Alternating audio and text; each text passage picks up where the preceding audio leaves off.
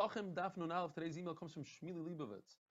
He says, where in the world do you do daf? He's doing the daf in Cancun, Mexico. And he says, hi, thanks for making the daf an enjoyable experience. I also want to thank you for all the beautiful charts and props. It really enhances my learning experience. Special thanks to my special father, R Eli Stefansky, for introducing me to this amazing shir. Gracias, your Talmud Shmili Leibovitz. Thank you, Shmili. Enjoy your vacation. So we're learning the sugya dvarim hamutarim, things that are completely mutter lahalacha v'acherim nagu b'am isur, and people came along and said, let's make a minhag, let's make a chumrah. It's also for the Rav to be matter that minhag. Says Rav Chisda, that's only talking about kusim. Kusim is machlokes for the geri, emes geri, right? Let's even say that a kusi is a true ger, but they're very relaxed in mitzvahs. And if we come to undo minhagim, they'll come to undo real mitzvahs. And the same applies to a Jew in a place that there's no rabbanim. And the Gemara gives us 3 examples. Rabbi Gamliel had 2 sons, Hillel and Yehuda. 2 of these stories are with Hillel and Yehuda, who happened to be in a place called Kovel. The halacha is that 2 brothers are allowed to bathe together in the same bathhouse. But in Kovel they were makbid. They said that it's a gzeira, you might come to bathe with your brother-in-law. And that's also because of here. When the people noticed that Hillel and Yehuda are bathing, they couldn't believe it. They made a whole stink out of it. They said, how could 2 brothers bathe like that? So Hillel snuck out the door. Instead of explaining to them, let's break this minhag, it doesn't make any sense, your minhag, that's not halacha. They avoided it and they ran away. Another time, in a place called Biri, Hillel and Yehuda were wearing Crocs, slippers, something that a shoe that could fall off.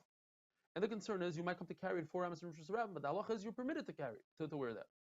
When people made a big stink about it, they went and they gave the slippers to their slaves. Their father in Gamliel had a similar story. He sat on a bench that non-Jews used to sit on and used to do business on Shabbos. And the concern is people might think that you're doing business on Shabbos. The halacha is you're permitted to sit on that bench. People made a whole big deal out of it. Gamliel went and sat on the floor. Instead of explaining to them the halacha is that it's mutter. What's the pshat? The reason is because in all 3 of those cities, they didn't have rabbanim. The concern was that if you break their minhag, they might come to break the Torah. Now, once we're talking about bathing, the halacha is you're permitted to bathe with anybody in the world besides your own father. You might come and say, think to yourself, oh, that's where I came from. Your father-in-law, you'll say, that's where my wife came from. And you're not permitted to bathe with your Rebbe because you have to hold your Rebbe in the highest esteem. And if you see him unclothed, you might think about him differently. Now, if your Rebbe needs you, he needs help, then you're permitted. Rabbi Yehuda says, permitted to bathe with your father if he needs help. So the Gemara says, there's something called dayatra. It's the fat, the chaylev, right above one of the 4 stomachs. It's called a keva. It's on the top part of it. In Eretz Yisrael, they used to eat that chaylev. In Bavel, they had a minhag not to eat it. Rabbi Bar Chana showed up to Bavel. He kept on eating it.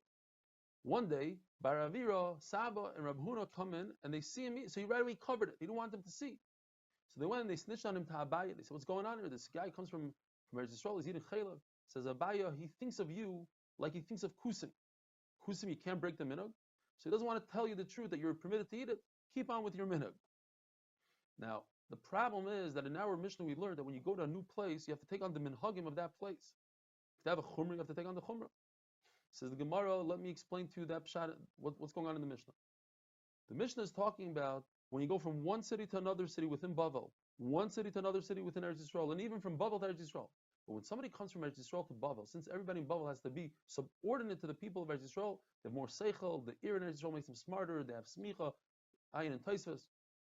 So therefore, you could keep your minhagim from Eretz Yisrael in Bavel. Rav Ashi says, no, pshat is, since Rabbi Bar Chana was going back to Eretz Yisrael, then he was able to keep his minhag of Eretz Yisrael. The Gemara brings an issue. Rabbi Bar Chana seems to contradict himself. The Gemara remains in a kasha. When it came to his own son, Rabbi Bar Chana said, I don't allow you to eat dayatra. You're not allowed to eat that special chaylev. I saw Rabbi Yochanan with my own eyes eating it, therefore I can be makel. You never saw him, so even in front of me, I don't allow you to eat it. Yet Rabbi Bar Chana brought a story that Reb Shimon ben Yosi ate svichei kruv, the aftergrowth of a cabbage. Now, all vegetables, if they have aftergrowth, you harvest the vegetables, and later on, there's spontaneous growth, the growth from the seeds that fell unintentionally. That's svichim, it's usher to eat.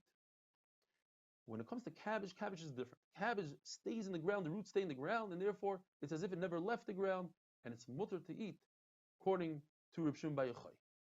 And therefore, says Rabbi Chana, that Reb Shimon ben Reb Yosi, he ate the svichei kruv, and he allowed his Talmud to eat it in front of him, but not in front of him. He said you can't eat it. So there's a difference between allowing your Talmud to eat it in front of you, and what Rabbi Baruch Hana said, I don't allow you to eat it even in front of me. Now, what's going on here with the Sfiche Kruv? It says in the pasuk, "Hein loy nizra." If you don't plant on Shemitah, v'loy nesav is tuaseinu. Well, of course, if you don't plant, then you can't gather. Says Rabbi Kiva, yes, you can. Sviche yirakos. When they grow by themselves, you didn't plant, and now you want to gather, and the Torah says, don't gather, it's asur. Chachamim in Rabbi Kiva say, there's no difference between cabbage and all vegetables like log. Rabbi Shimon Bar Yochai says, yeah, cabbage is different, therefore you could eat cabbage. Now we learned in the Mishnah that if you come from a place that you don't do malacha before chatzos, and you come to a place that you do malacha over there, you should be machmir and don't do malacha, according to everybody. Rav explains that if you don't do malacha, nobody's going to think, hey, look at this new guy, he's acting differently. They'll just say he's lazy.